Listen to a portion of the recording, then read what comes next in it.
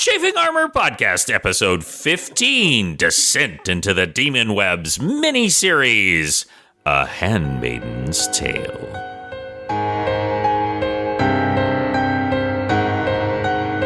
Welcome back to the Chafing Armor Podcast. I am your demonic dungeon master, Michael Corley, and with me tonight is Dare. Dare, tell everybody who you'll be playing. Greetings, everyone. I am Dare, and I'm playing Gronk of Grunch, he who hates slavery. Yes, and apparently now spiders, too. And also with us is Lee. Lee, tell us who you will be playing. G'day, everybody. My name is Lee, and I'm currently choking on grapes. Yep. I will also be I was watching on the video. I was watching on the video for you to eat the grapes. No, I'm kidding. We don't have video, guys. Go right ahead. Sorry. G'day, everybody. My name is Lee, and I will be playing Corvus Dragonchoked, the were-raven outlaw who is missing his obsidian drow crush. She's out there somewhere, and boy, is she thinking about you. And also with us today is James. James, tell us who you'll be playing.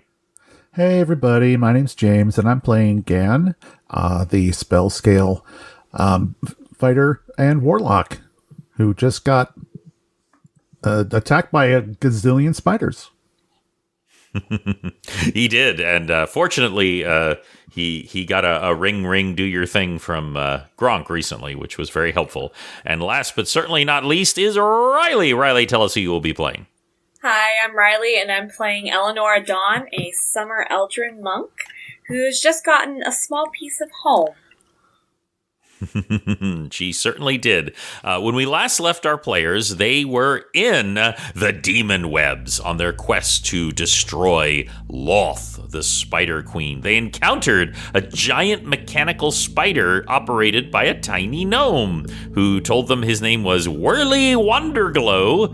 When he suddenly attacked all of you and tried to murder you all, you found out, much to your horror, that Whirly was more spiders than man now.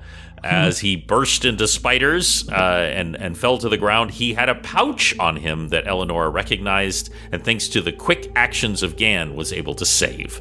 And just as you all are recovering from this combat, the destroyed machine of the spider makes a moaning noise. Well, since Grunk is already halfway under the spider and has nearly split it in half, he'll pull the body down to the ground and force it apart to see what is inside. The metal bending like paper under his giant monstrous hands, and his deep strength just bending the metal like it's paper.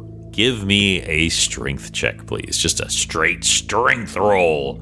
You big old beefy half-orc. Okay. That is a 31. We find out it's the opposite of the Tauntaun in Star Wars, because it's so hot out here, he crawls inside where it's nice and cool. That's right. It's actually nicely air conditioned inside, and there's a soda dispenser and a soft serve ice cream. No, as from your side, Corvus, as you're standing up, rubbing your arm that has a gash along it from this thing falling on you, you see the dusty red clouded light come through as there's just this. As the ridiculous strength of this half-orc, maybe? Peels back this thing like an onion. As it does, there are fluids that spill out onto the webbing below y'all, and some of them are definitely blood. As you peel this back, inside, like the anyone who has maliciously cracked open a seashell and found the creature hiding inside, is a horribly desiccated Whirly Wonderglow. And he is melded with this machine. Put him out of his misery. Let's go. Yeah, he is in horrible misery. There is one thing of note that you cannot miss. You missed because it was combat. The not Whirly had one on him that was fake, but this you cannot miss. Gronk. He has on his chest a gold nugget of a certain god. Would you like to tell everyone which god that is?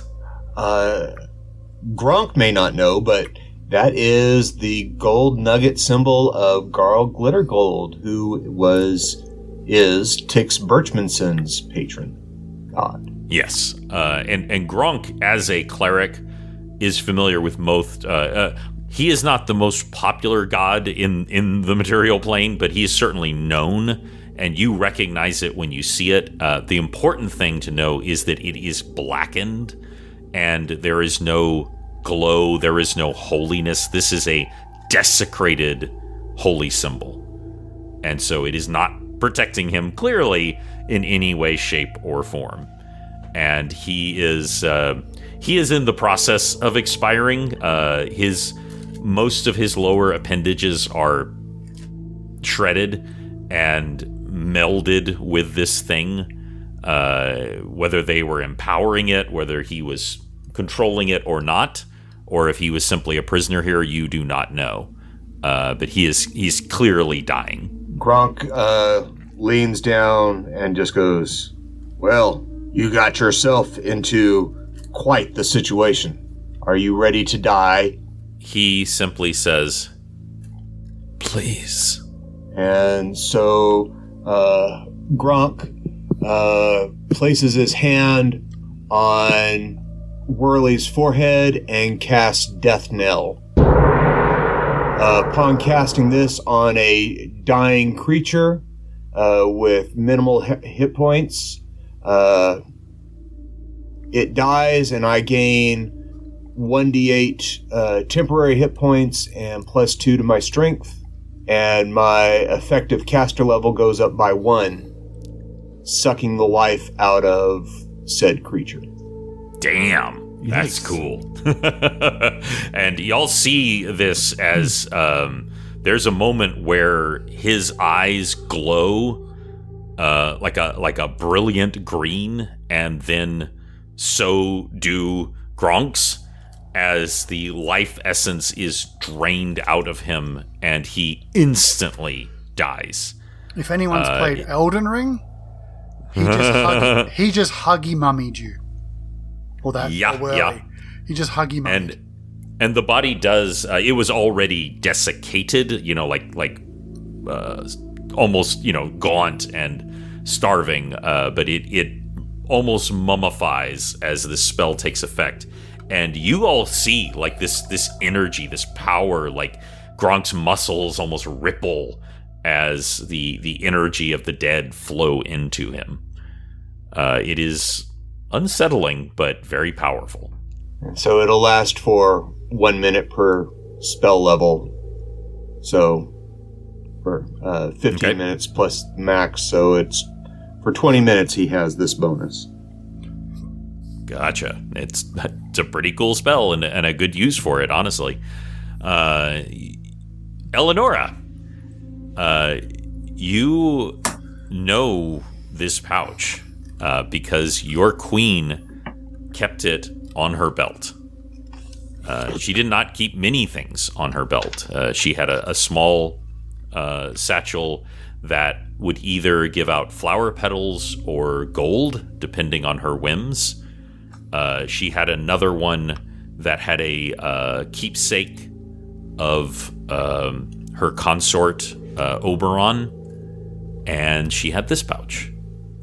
And this is a fairy dust pouch. And you had seen her use this as a focus for some of her magics that she would use throughout the day. It's fake cocaine. It's very powerful, is certainly the truth. And the last time you saw it, a spider the size of a chihuahua was crawling onto her face and sucking the very magic from her essence as she screamed. As she holds it in her hand, she runs her fingers over the insignia that was on the bag and just feels the waves of spring wash over her in the memories. There are so many memories that come over, and they were a simpler time. It was not easy being a guardian of the queen. She was, like all Fae, fickle and capricious, but she genuinely cared for her people, and she cared for the spring and summer court. And she died horribly. And this is a reminder of her. And if you so choose, you can try to use the fairy dust inside to enhance one of your magics. You believe that there may be an enchanted acorn inside that may have other abilities, and you have seen your queen use this to summon minor fae to do her bidding. Mostly, in her case, to deliver messages and the like, but who knows? Anyway. Shall we go? So, Gronk does a quick search of the construct to see if there's anything useful in it. There is a ruby inside the eye that is worth at least 2,000 platinum. Wow. If you found the right dealer. It is the size of two fists. Maybe not your fists, Gronk, but the size of two human fists. And it is expertly cut. It is incredibly valuable and definitely magical as well. But exactly what that would be, you don't know.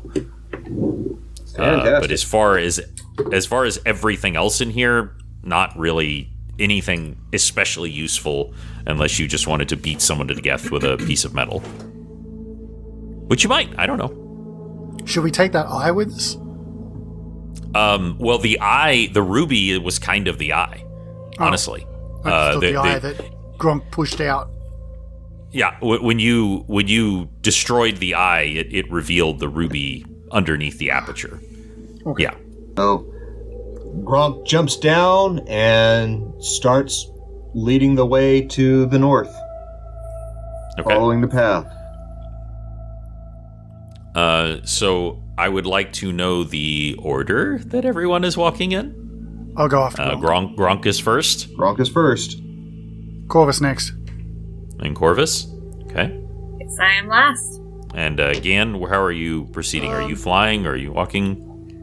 Well, I'm definitely not touching the ground, but I'd say be up like 10 feet up, just so I can get more of an angle of view.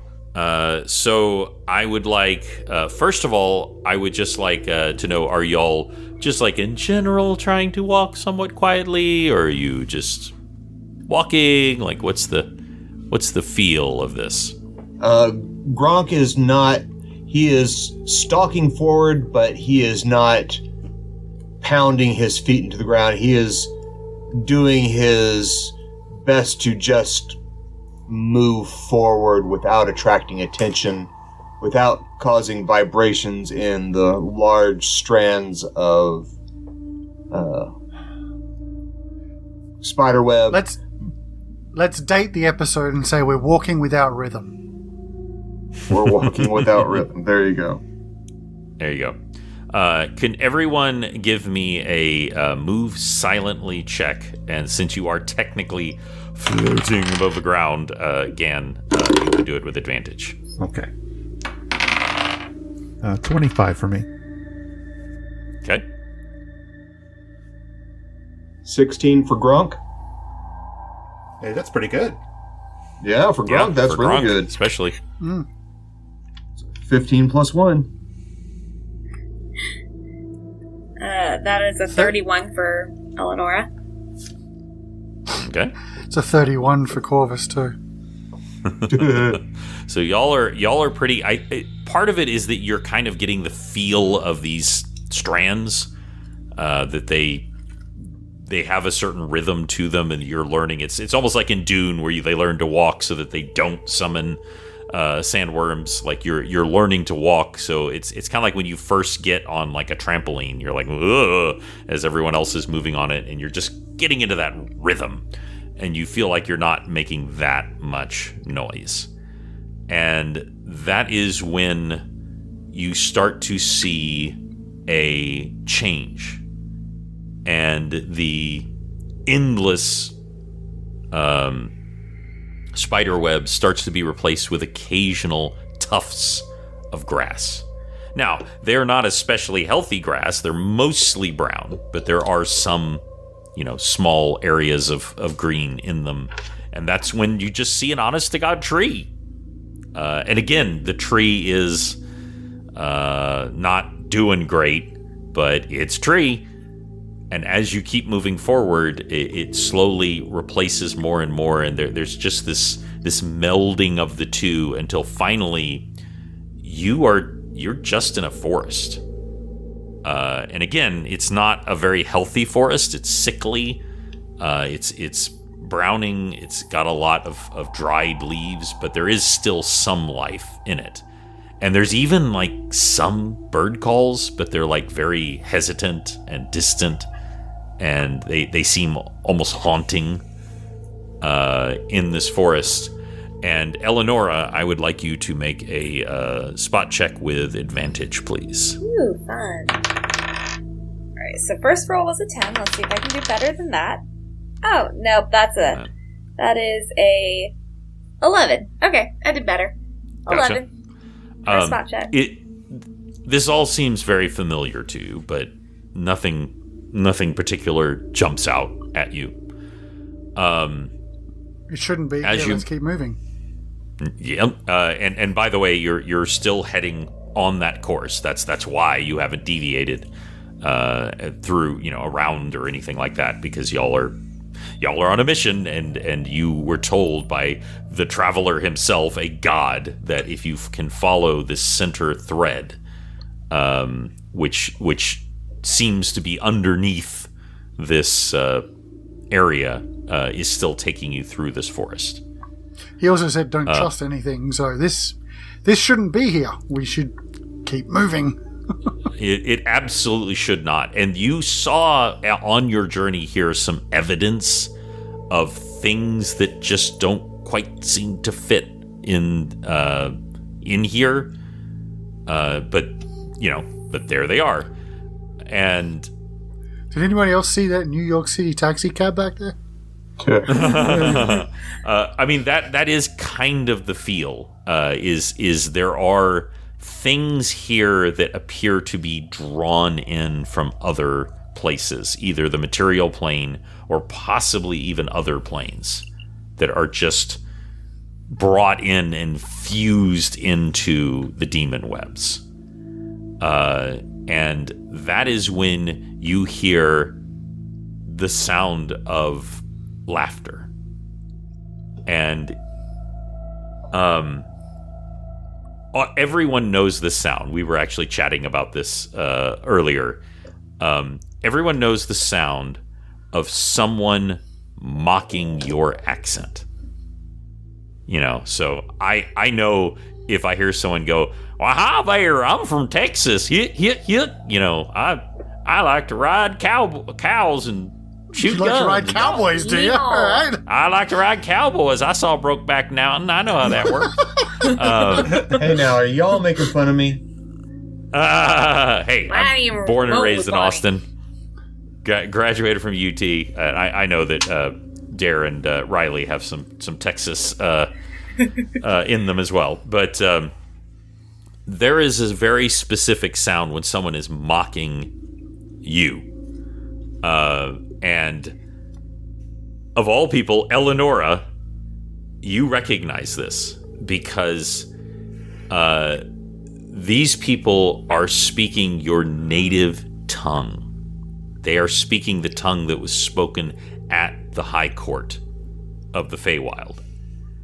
but it is in the most broad caricature, mocking way that you can possibly imagine.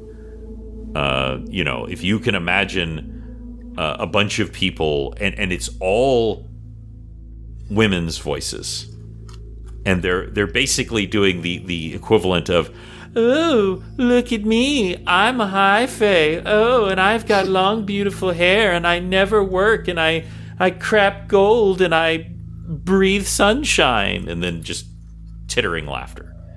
And there is the sound of food being consumed. There's the tink and clink of, if you imagine the sound of like a tea party, you can hear that as well. What would y'all like to do? We keep Turn our noses up and keep going. Yeah, I'm with her. I'm with her. Let's just keep going. There's no. So this point is the high sticking school. around. This is the high school cafeteria in Mean Girls. Yeah, exactly. Yeah, I mean, you're not wrong. You're not wrong. There's a sign trying in your to make footstep fetch as we happen. go along. So as you go, and you Nobody all point out the toilet paper stuck to Eleonora's shoe. Don't do it. You all make your way through, and that is when it is no longer questionable. You now recognize Elenora. This isn't the forest from where you're from. This is the court where you're from. This is the high fae court where your queen stood in residency. And it is broken and warped and distorted, but it is that court. And on grand occasions, a long table was set, and all of the high fae would meet and dine, and you would stand guard over them. But you were also part of the celebration, but you were also always guarding. And now, at this cracked and broken table, several, like a dozen women are just sitting and drinking and just mocking the fae as they sit and drink. All of them are drow, by the way. And they are just having the time of their life, making fun of your people. Be the bigger person, Eleonora. You can see her chest kind of puff up and her back straighten, almost like if there was a particularly annoying ambassador in town and biting her tongue, doing all that she can. Slight tap of her foot. Understood. The difference being that you knew in your heart when the annoying ambassador there that he was very likely to run afoul of your queen and what would happen to him if he did so. It did not go well. She's walking, but her footsteps are just a little too heavy. Just a little. Yep. There's perhaps a little puff of flame coming out from some of them as you go by. And y'all can see, though, you're not, y'all aren't stupid. You're far enough away so you're not like immediately visible. But you can see all of them, and they're holding up the cups, and you recognize these cups. These are the cups of the royal fae. You do not see any bodies or anything, but you do see blood stains on several of the chairs as you make your way by. So what you're saying essentially is that they looted the summer court and brought it all the way down here to mock. That's some pettiness. That's some real pettiness. There is perhaps no greater god who is pettier than Loth. This is true. That's there is real nothing. I'm there is impressed. nothing that Loth will not do at a slight. However, this is not Loth. These are almost certainly servants of Loth in one way or another. You don't know. Maybe one of them is Loth. That would be wild. Hilarious. Go over and say hi. See. No. Yeah, it's So- also entirely possible that all these drow are being forced to do this to entertain Loth. It's entirely possible. You have no idea. You don't know if these are law any more than Whirly was a gnome. You don't know what these things are. You don't even know if they're real. This could be an illusion, just set up to trap Elenora, for all you know. Having said that, as you make your way past, I would just like everyone else to make one more move silently. Elenora, no, not disadvantage. No, everyone just roll. Everyone just roll. Just do it. Oh no! Do it. How terrible! What an awful roll! So Elenora, I want to know what you get. 19. Yeah. You think of High Fae, and you push past and walk silently between the leaves. Corvus? 38. He dances silently past them all. And Gan, who's lightly floating above in the air, and I said you get advantage because you are floating. 22. Nice. And Gronk. Gronk got a 6 + 1, so that is a 7. Ooh. So, instead of trying to move silently, he just walks forward in his most intimidating face, and if anybody even looks at him, he looks like he's going to eat them, devour them, and will intimidate anybody that tries to bother him. Gotcha. Well, partially I am going by an aggregate of all of you, and I'm actually not calling that a failure. If you had critically failed, that would be different, which is what happened that other time. But you do wonder, Gronk, if one of the female drow is very slender, with a crown like on her head at a jaunty angle, like doesn't turn and just look your way for a second, and then you make your way onwards.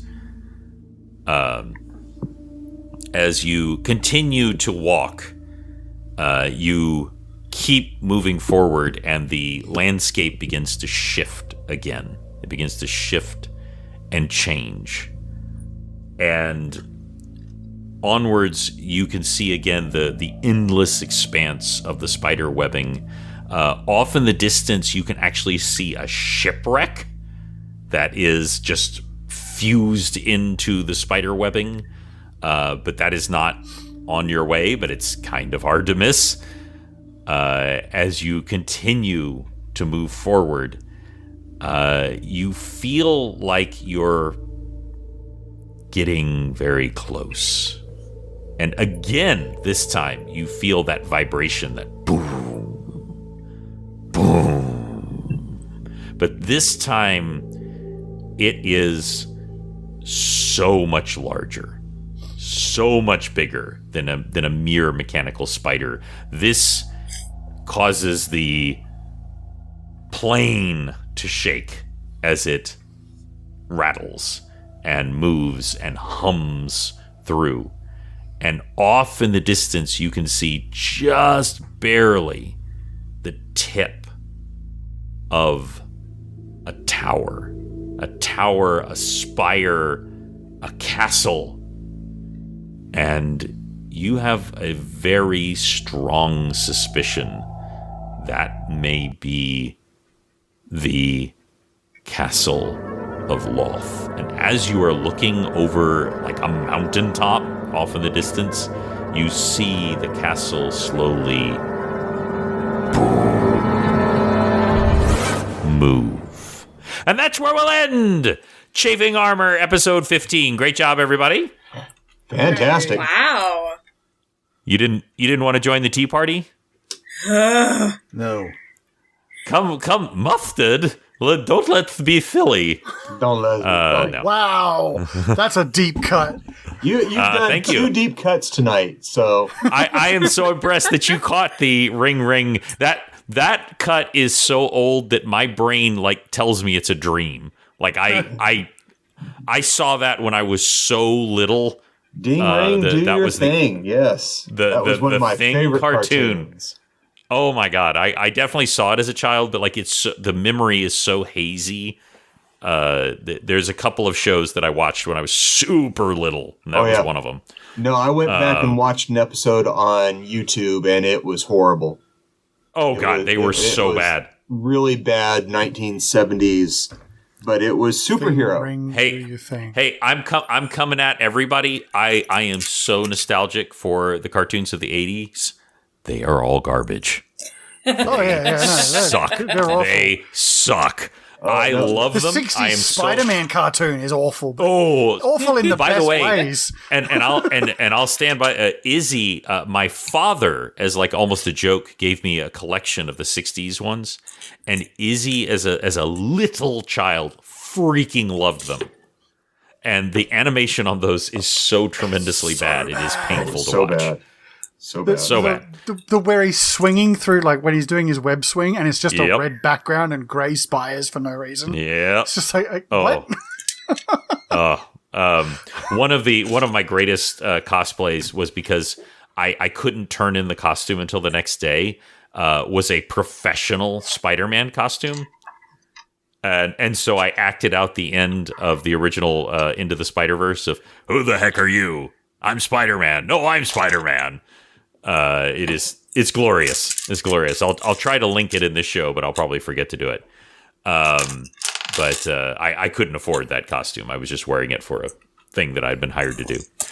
But anyway, what all of you have been hired to do is to go check out our Patreon. Dare, tell everybody where they can do that.